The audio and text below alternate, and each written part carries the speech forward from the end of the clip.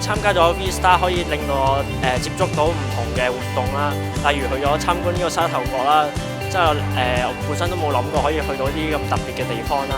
另外就參加咗呢個抱石班啦，咁就我覺得可以 keep 住做一個運動都幾開心嘅，而又可以培養到做運動嘅興趣咁樣。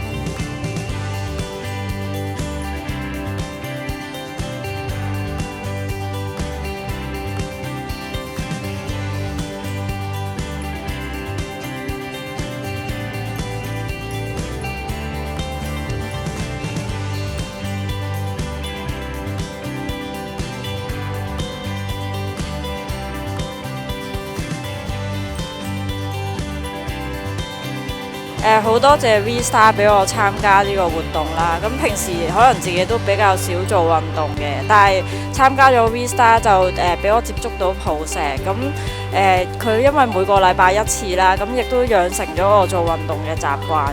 咁之後我應該都會培養到我對抱石嘅興趣，咁繼續參加。